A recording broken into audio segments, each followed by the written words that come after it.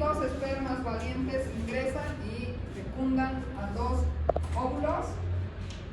Y también puede ser que de la fecundación de un óvulo con un esperma se vayan dividiendo 1, 2, 3, por lo general casi siempre 2, pero puede también haber ese caso, ¿no? Cuando coexisten dos o más fetos o embriones o fetos en la cavidad uterina, les había dicho que es más riesgo obstétrico, tanto para la mamá porque el útero al distenderse tanto no tiene esa capacidad de contractibilidad y puede haber una atonía y por consiguiente una hemorragia, ¿no?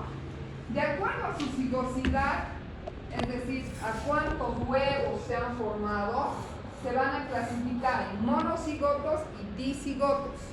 Monocigotos cuando sea un óvulo y un esperma los que den lugar al embarazo múltiple, no monocigotos. O disigóticos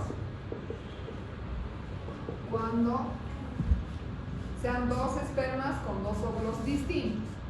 Se puede dividir o de acuerdo a si son 2, 3 y 4, ustedes saben, ¿no? Gemelos, trillizos, cuatrillizos, quintillizos, que es más raro, pero puede existir.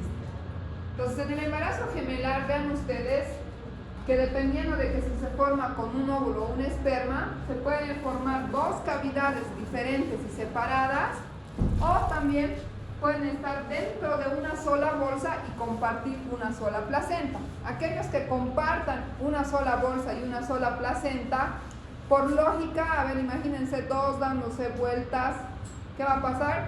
Se pueden anudar el cordón, comparten su placenta y uno se agarra de la torta el 60%, el otro el 40%, ¿no? Entonces, es más complicado cuando están en la misma bolsa.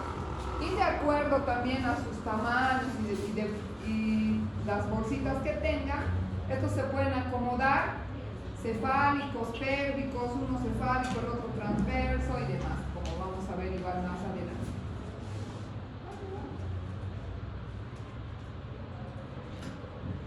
El embarazo gemelar representa 1 al 3% de todos los embarazos y tiene alta tasa de mortalidad, más o menos el 12%. Y aumenta mientras más fetos son. Si son 3, el riesgo es mucho mayor porque van a ser más prematuros, menos espacio, la mamá va a estar más distendida, ¿no? Y tienen una complicación de cerca del 32%. Imagínense, tienen demasiado riesgo al ser embarazos múltiples. Estos se van a presentar, los embarazos monocigotos, en el 3.5%, es decir, que van a ser 1/3 de los embarazos gemelares. Y los dicigotos tienen mayor proporción, o sea, van a ser más cantidad los dicigotos, los que no son idénticos, y generalmente se presenta más que todo, si ustedes van a ir viendo a lo largo de su carrera después, que se presenta más en las edades adultas, en las multíparas, en las que ya tienen 37, 40 años. ¿Por qué creen que es eso? Imagínense por qué.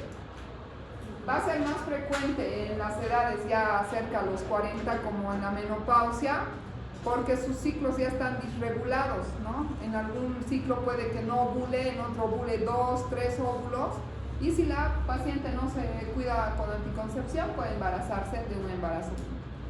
Además que los niveles hormonales y el movimiento de las fibras también hace que pueda transportar muchos más ovocitos. Es más frecuente en la raza negra, el estado nutricional afecta, ¿no? Una paciente bien nutrida va a tener más probabilidades de tener un embarazo múltiple. Y actualmente las técnicas de reproducción asistida, como ya no necesitamos a los hombres para embarazarnos, a ver, vas ahí a la fertilidad, pagas tus $15,000, te dices el óvulo, el esperma, porque va a ser tu óvulo. Mentira, entonces es más frecuente que ahora las mujeres, por ejemplo, se embaracen más tardíamente, o porque como ustedes van a todavía hacer su especialidad, su SUP y no sé qué, van a darse cuenta que quieren un hijo y sus ovarios ya no funcionan muy bien, que se digan, van a tener que recurrir a tratamientos de fertilidad, o en otros países también de igual manera. ¿no? O hay más mujeres que quieren tener sus hijos solas. Entonces, estas técnicas de reproducción lo que hacen es estimular a que el óvulo produzca el ovario produzca varios óvulos. Se introducen, puede ser que se introduzcan con inseminación directo en el útero o que se hagan técnicas de fertilización in vitro en laboratorio y no solamente hacen que haya un embrión, ¿no? Tratan de hacer 2, 3, porque existe el riesgo de que algunos de esos embriones sean mal formados y tengan que hacer una selección. Pero ¿qué pasa si fecundan 5 óvulos con 5 espermas? Hay la parte ética, ¿no? De matar embriones, guardar tus embriones para de aquí a varios años tener otro hijito. O ahora las mujeres vienen directamente o se van a la farmacia y se compran el estimulante de la ovulación, que no les voy a decir cuál es para que no se vayan a comprar. El citrato de clomifeno, ¿no? Hay que tener mucho cuidado y hay que saber manejarlo, pero muchas mujeres ya saben que existe ese medicamento y que al tomar se puede embarazar más fácil, pero eso hace que a veces el ovario produzca 2 o 3 óvulos y espontáneamente tienen relaciones programadas y te embarazas de un embarazo múltiple. Entonces, por eso es que ahora la frecuencia también está en aumento. ¿Cuáles van a ser las complicaciones? Como hemos aprendido la semana pasada, ¿se acuerdan? Los pretérminos, ¿no? Los chiquitos de bajo peso. En los embarazos múltiples es más frecuente que haya prematurez por el hecho de que no hay una cavidad apta para que 2 o 3 bebés empiecen a crecer dentro de esa cavidad. El 15% de estos gemelos pueden nacer antes de la semana 37, hasta la cuarta parte nacer incluso antes de la semana 32.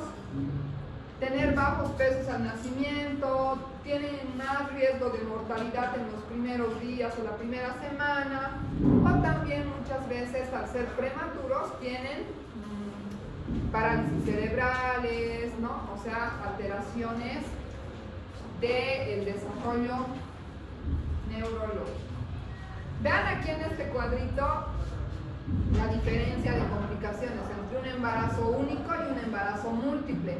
Por ejemplo, el distrés respiratorio, al ser más prematuros, tiene mayores tasas en los embarazos múltiples comparados con los embarazos únicos. La muerte súbita, malformaciones congénitas, especialmente lo que es dificultad respiratoria, ¿no?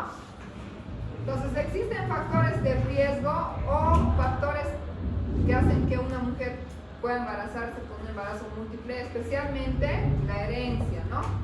Y esta va a estar más influida por lo que es el gen autosómico dominante materno.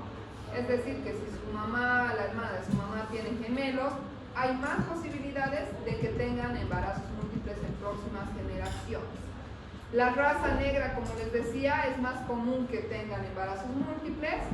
Y la edad y la paridad materna, como les decía, a mayor edad existe un desbalance hormonal que hace que a veces se ovulen 2 al mismo tiempo o 3, debido al envejecimiento reproductivo, al aumento, en algún momento, como hay ese desbalance, aumenta la FSH, que es la folículo estimulante, haciendo que varios óvulos maduren en un ciclo.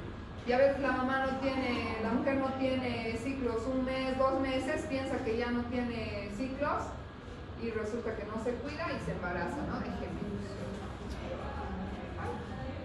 Los factores nutricionales, como les decía, una mujer mejor nutrida, obviamente va a tener mejores óvulos, mejor capacidad reproductiva.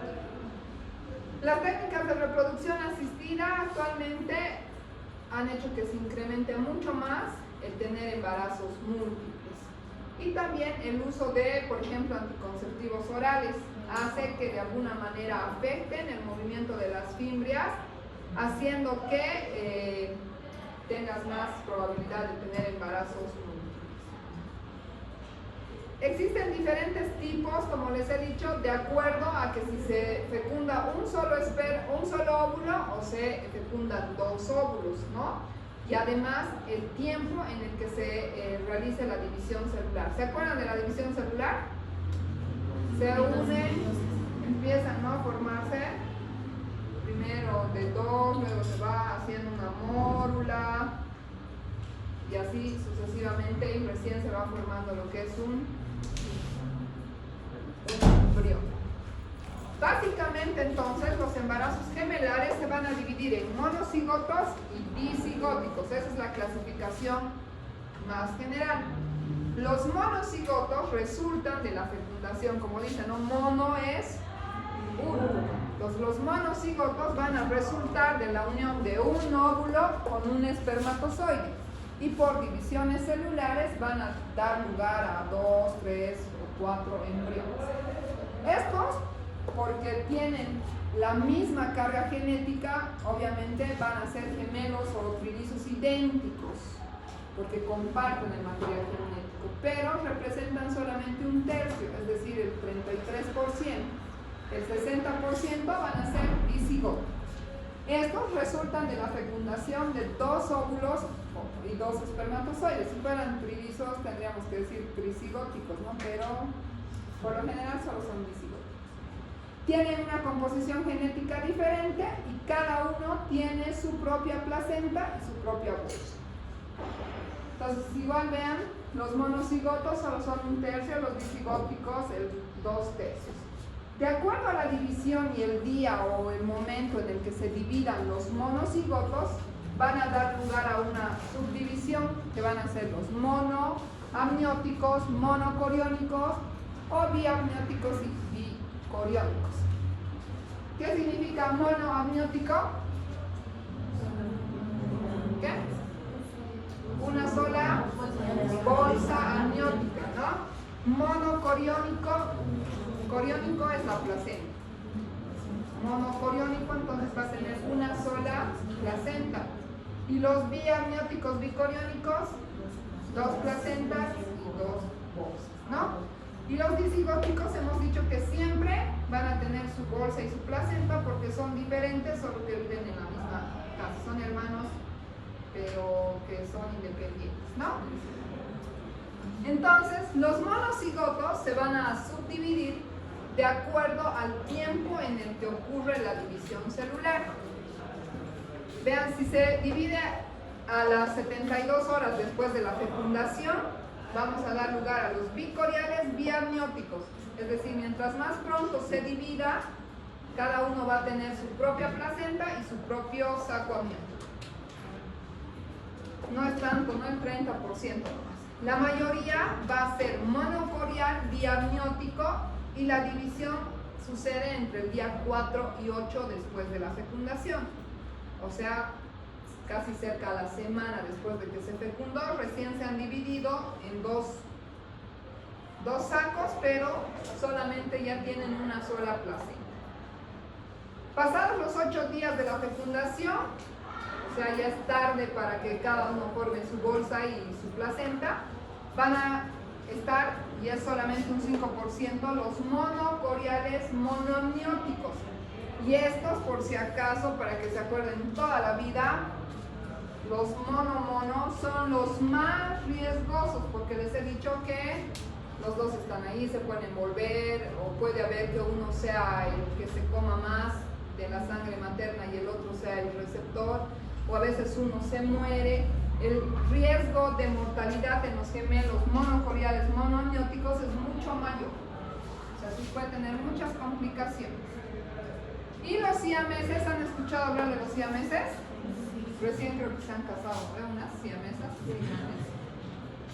Esos resultan de la división tardía, más o menos casi a las 2 semanas de haberse fecundado. Recién se están intentando dividir, pero ya comparten algún órgano o alguna estructura en su cuerpo. Entonces vean ahí que dependiendo, estos son los monocigotos,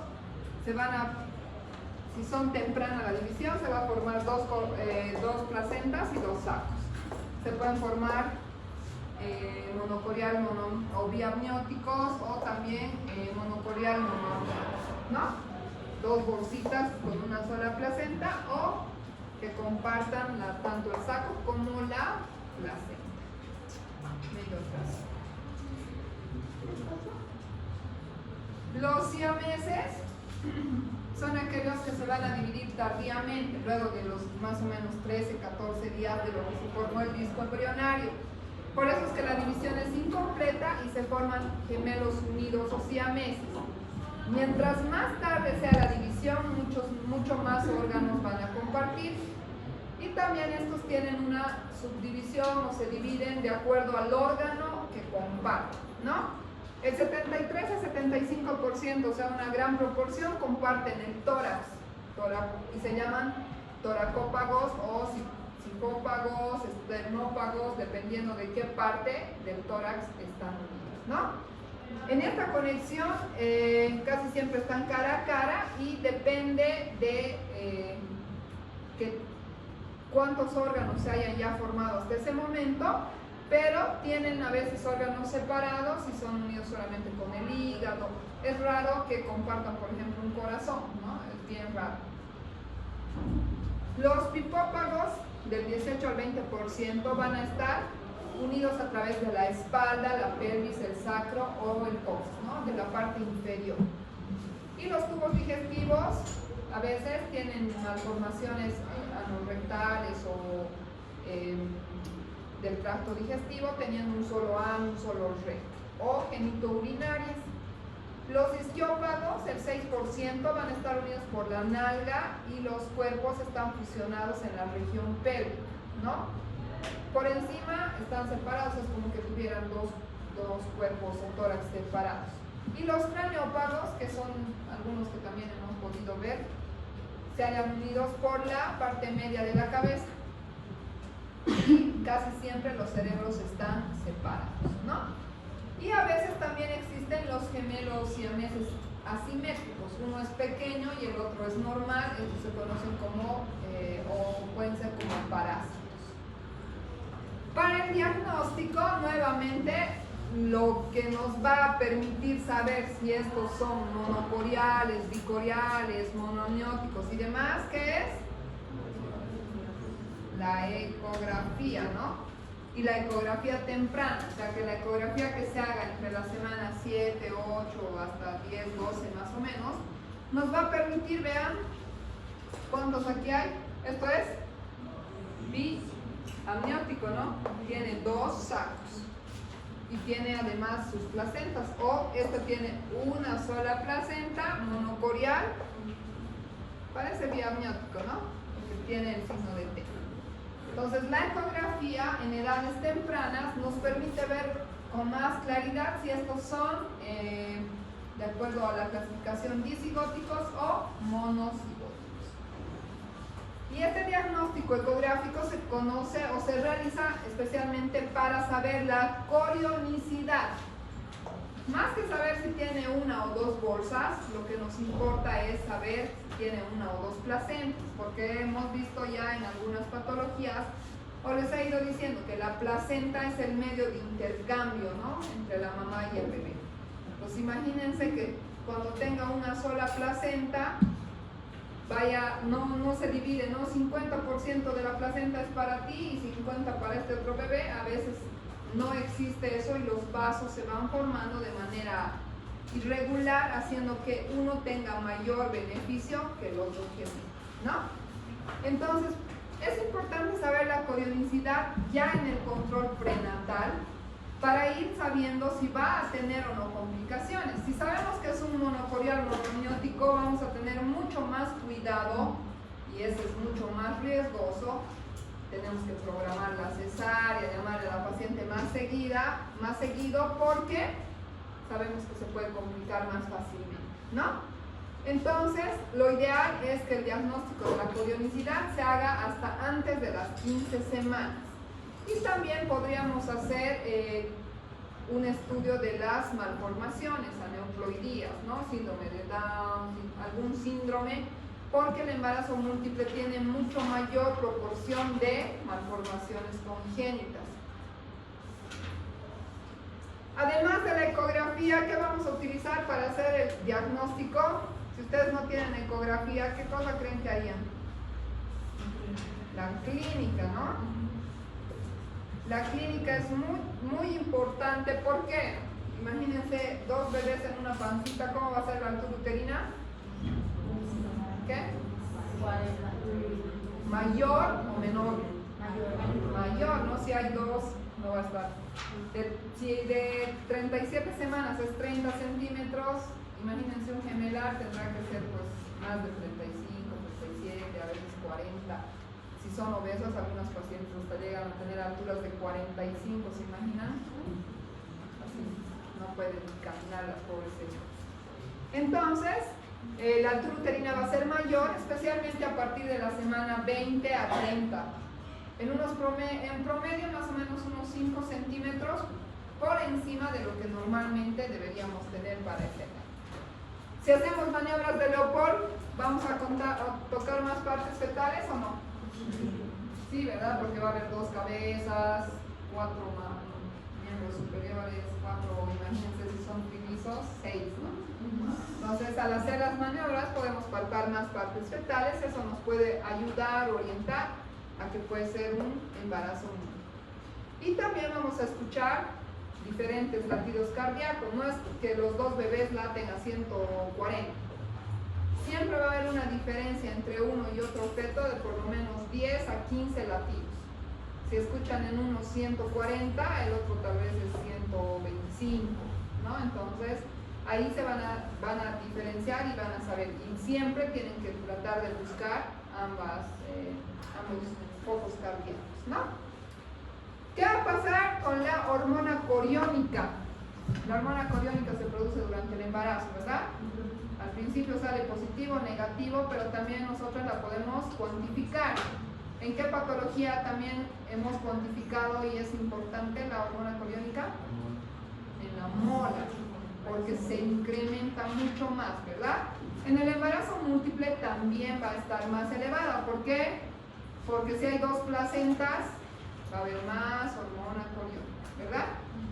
De todos modos, esto no solamente hace que el número sea mayor, sino aumenta la sintomatología, porque a mayor hormona coriónica la paciente va a vomitar más, va a tener más náuseas, va a estar más incómoda y también hace que la mayor circulación de hormona coriónica pueda aumentar fácilmente la presión arterial en la paciente. Entonces puede tener una hipertensión más temprano y hace que tenga más síntomas de embarazo, ¿no? La ecografía hemos dicho que la vamos a hacer antes de las 15 semanas y es el diagnóstico de certeza para saber si realmente hay 2, 3, 4, porque a la clínica a veces podemos equivocarnos, ¿no? Como a nosotros varias veces nos ha llegado a veces en expulsivo, una paciente ya entra en expulsivo, sale uno, estamos preparando para el alumbramiento y sale otro. O sea, imagínense que te nazcan 2 al mismo tiempo, entonces lo ideal es haber tenido una ecografía desde el principio del embarazo, ¿no? Que la mujer haya hecho sus controles prenatales y se evalúe la corionicidad. También podemos determinar los sexos. ¿Creen que en un embarazo monocigoto va a haber hombre y mujer? No, ¿verdad? ¿Por qué? Porque solo es un óvulo y un esperma, o sea, tiene su carga XX o XY. Entonces, los disigóticos sí pueden tener diferente sexo porque están con diferente óvulo, ¿no? O esperma. En realidad, el que determina el sexo, ¿quién es? El hombre. El esperma, ¿no? Entonces, él tiene la culpa. Entonces van a determinar los sexos, podemos hacer estudios Doppler para ir viendo cómo están los bebés. Especialmente cuando los bebés son monocoriales, monoamnióticos, vamos a solicitar la ecografía Doppler. ¿Qué nos permitía la ecografía Doppler? La irrigación, el flujo sanguíneo, ¿no? Saber cuánta de sangre le está llegando a su cerebro del bebé, por su arteria umbilical, cómo está en su estado general. Entonces se hace ecografía Doppler para ir viendo el riesgo, las complicaciones que podrían tener esos gemelitos. Y como les decía, va a haber una exageración de los síntomas simpáticos. La mujer va a vomitar más que cuando tenga un embarazo. Los exámenes complementarios de laboratorio vamos a hacer los mismos. Hacemos los mismos de rutina para una mujer con un embarazo simple, ¿no? Serían hemogramas, grupo sanguíneo, creatinina, glicemia, serologías de toxoplasmosis, sífilis, VIH, Chagas, examen de orina, urocultivos y ecografías, ¿no? Las ecografías, la primera, lo ideal, cuando la paciente viene y diagnosticamos un embarazo, que sería entre 6 y 7 semanas. Después vamos a hacer una ecografía entre la semana 11-14, que es la cromosómica. Después hacemos otra ecografía entre la semana 20 a 24 y al final del embarazo, ¿no? Entonces, y además vamos a ir haciendo ecografías Doppler, perfil biofísico, de acuerdo a la evolución de un embarazo gemelar o no.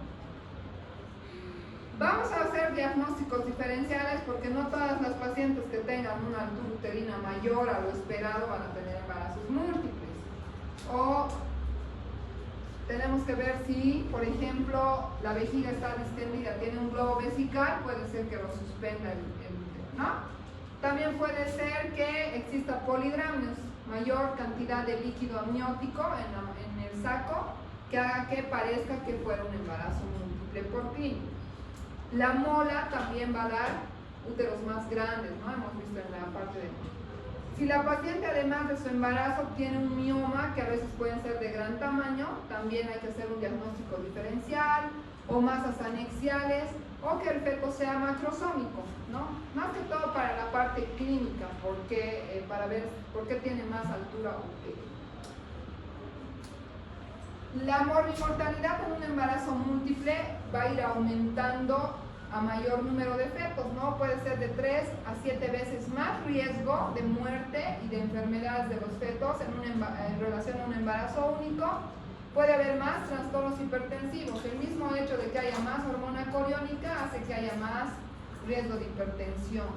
Desprendimiento de placenta por la sobredistensión, ruptura de membranas, anemia, más riesgo de amenaza de parto prematuro y hemorragias postparto. ¿Por qué? Porque hay sobredistensión uterina y el músculo ya no se logra contraer adecuadamente. Como les digo, a veces ustedes tienen que razonar, ¿no? Si agarran una liga y lo jalan demasiado, cuando lo vuelvan a soltar ya va a ser menos tenso. Entonces igual pasa con el útero. ¿Y qué pasa si está sin tono, sin esa fuerza de contracción? El útero sangra y da una hemorragia. El tema de hemorragia lo vamos a ver casi al final, pero van a ver que hay varios factores de riesgo de los temas que estamos viendo, ¿no? El polidramnios, los múltiples, los macrosómicos o las vistosas de contractibilidad.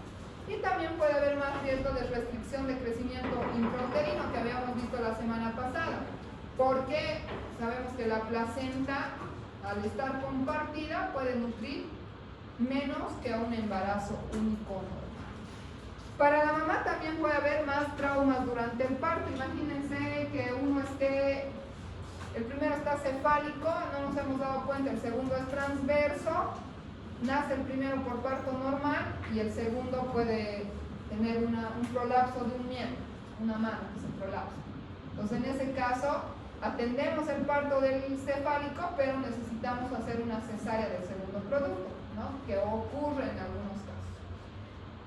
También puede haber una discordancia en el crecimiento entre ambos gemelos, como les decía, especialmente en los monoforiales monoamnióticos. Si tienen solo una placenta, uno, el más glotón, se come toda la sangre y el otro está apenas y se restringe, ¿no? Es más pequeñito, no hay igualdad en el desarrollo.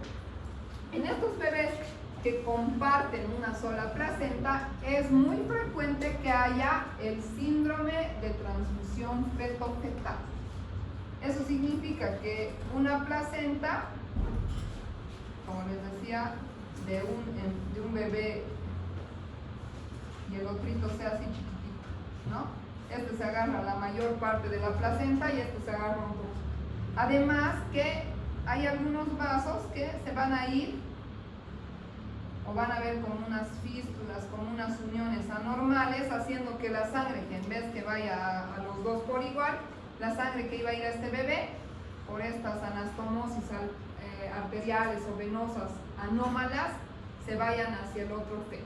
Entonces, este síndrome de transfusión feto-fetal ocurre en el 15% de los embarazos y tiene una mortalidad cerca al 100% si no hacemos algo, ¿no? Especialmente del feto que va a ser el transfusor. Es como si le estuviera donando sangre todo el embarazo. Entonces, uno puede morir, el que va a estar menos desarrollado y el que no recibe, y también puede haber más riesgo en estos embarazos de malformaciones congénitas. ¿Qué va a pasar para el tratamiento del síndrome de transfusión feto-fetal? ¿Qué se les ocurre que puede ser? ¿Partir la placenta? Nada, ¿eh? Lo que hacemos, o lo que se debe hacer en la... No tengo papel para disculpar, como una pregunta. Entonces, lo que hacemos es que al haber estas anastomosis anormales, se pueden hacer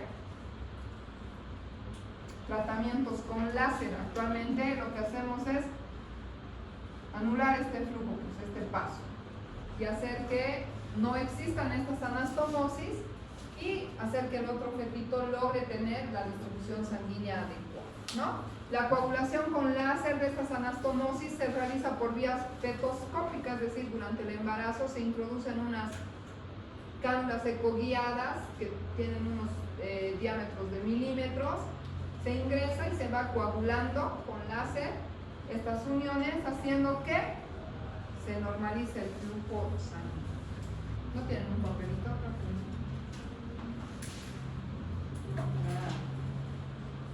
Para limpiar un papel, ¿están bien, chicos? Gracias.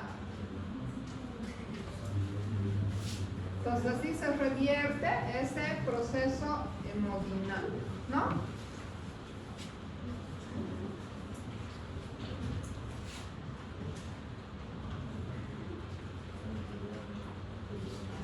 Entonces el control prenatal debe ser estricto, debe ser más rutinario, más seguido, más frecuente, porque existe más riesgo de restricción de crecimiento, de prematuridad, y a través del estudio Doppler vamos a ir viendo el flujo hemodinámico que existe entre estos gemelos, ¿no? En embarazos bicoriales, que los dos están separados, felices cada uno en su cavidad, por lo general se podría llegar incluso al término, ¿no? Siempre y cuando la mamá aguante, tenga un buen útero y no esté complicado, ¿no?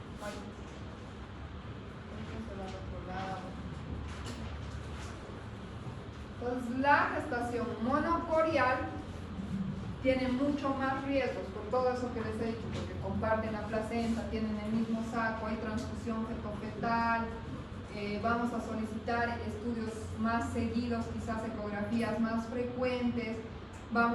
En estos casos, sí justifica que le demos maduración pulmonar. ¿Con qué vamos a darle maduración? Con corticoides, ¿no? Para ayudarles, porque quizás sea mucho más antes la interrupción de estos embarazos. Y como vamos a ver en los mono, ¿qué creen que es una indicación absoluta o relativa de cesárea?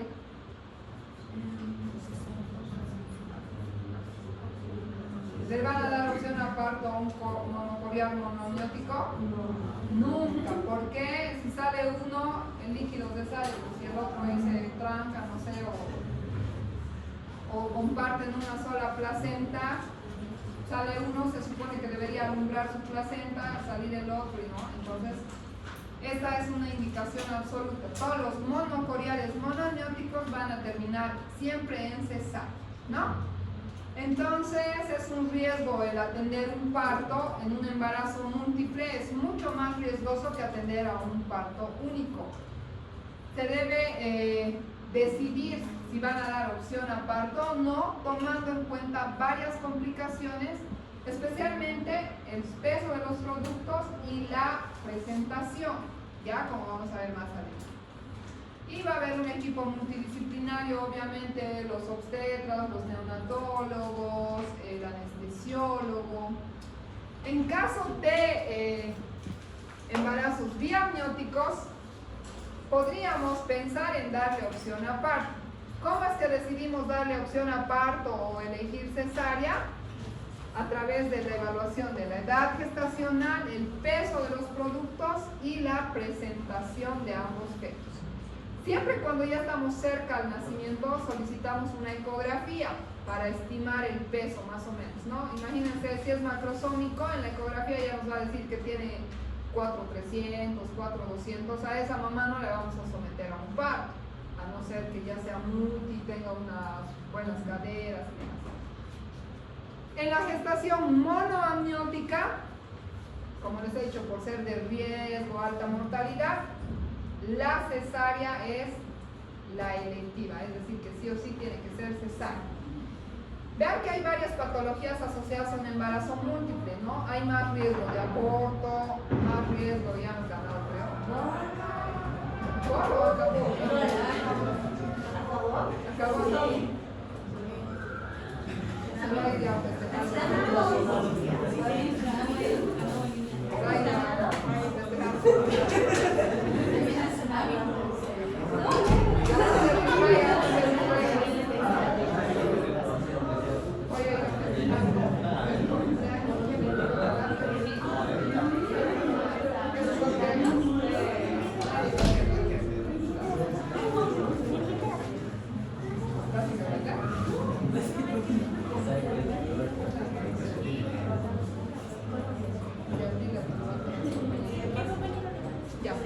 Ya no se distraigan, chicos. Entonces, hay más riesgo de aborto, de hipertensión gestacional, hemos visto que hay más riesgo de parto prematuro, patologías del cordón, malformaciones congénitas y síndrome de transfusión feto-fetal. Entonces, en resumen, ¿qué ha pasado? En resumen, vean cuánto riesgo tiene un embarazo múltiple, ¿no? De que sea prematuro, tenga, no sé, nudos de cordón, entre los dos bebitos se anudan, malformaciones, transfusiones fetofetales, hipertensiones, más preeclampsia. Entonces, ¿cómo vamos a hacer el control prenatal? Al principio como un embarazo normal, pero después se aumenta la frecuencia de los controles, hay que decirle a la paciente que tenga más cuidado, más reposo, no hacer esfuerzos físicos.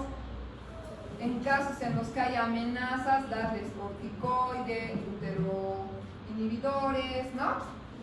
¿Y cuál va a ser la conducta? ¿Qué va a pasar si hay un embarazo gemelar? ¿Le damos opción a parto o va a ser cesárea? Eso va a depender, cesárea, sí o sí. Así es. Hemos dicho, 1, la corionicidad, si tiene 1 o 2 placentas. 2, la edad gestacional. 3, el tamaño o peso de los fetos. Y 4, la presentación. Más que todo, obviamente que si una paciente tiene ya 2 cesáreas previas y los 2 son cefálicos, no le vamos a dejar tener parto, ¿no? Siempre fijándonos también el resto. Si los 2 son cefálicos, los 2 bebés están cefálicos, y eso lo vamos a ver a través de la ecografía del último trimestre. Si los 2 son cefálicos, podríamos darle opción a parto si tiene condiciones de parto, ¿no? Fijándonos de que no tenga otros antecedentes ginecobstétricos que lo eviten. Si el primero es cefálico y el segundo es podálico o pélvico, se puede atender un parto también si tiene, ¿no?, buena pelvis y demás. Parto vaginal, y tratamos de obtener el segundo por pélvico. Si el primero es cefálico y el segundo es transverso, eso quiere decir que uno está así de cabecita y el otro está así, se podría quizás atender el nacimiento de este bebé e intentar rotar, pero hay que tener mucha experiencia, ¿no? Se pueden hacer versiones externas o versiones internas. Externa significa así como masajear por arriba, tratar de acomodarlo. Especialmente si es pequeñito, tal vez se logre, pero a veces no se logra, ¿no? O la otra es una versión interna. Introduces la mano, si eres obstetra, ¿no? Ustedes no van a meterse. Introduces la mano, tratas de agarrar o los piecitos o la cabeza y acomodas. Pero hay que tener mucha experiencia y tratar de no romper la bolsa. Si rompes la bolsa ya no lo puedes botar porque en el líquido el bebé es flexible. Pero se puede intentar, pero a la mayoría, como ustedes, prefieren no complicarse. Imagínense una mamá con sus gemelos y ustedes lo matan a uno o a los dos, no sé. Todo lo que pueda pasar, ¿no? Con esa pasada. Entonces, por eso es que algunos ginecobstetras deciden mejor cesárea, más fácil, más rápido, toman sus dos bebés. Entonces, si el primero es pélvico o transverso, mejor hacer cesárea, especialmente si es primigesta, ¿no? Si no tiene una pelvis global.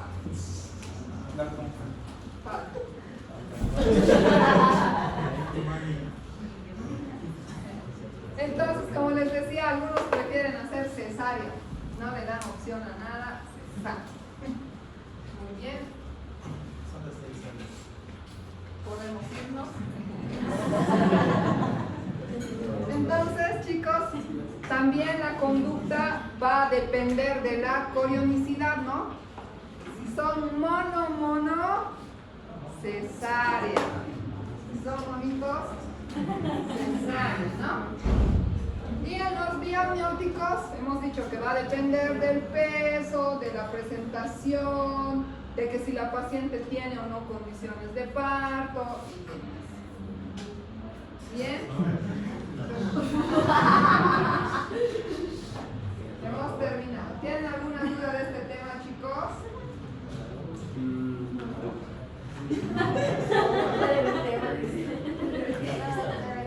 ¿Alguna pregunta? Respiren un ratito. ¿Está abierta la ventana?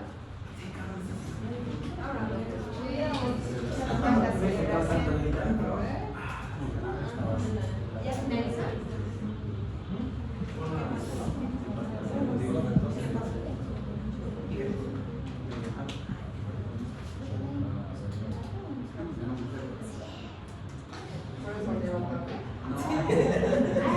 Había trancadera por los cambios. Ah, sí, en la plaza.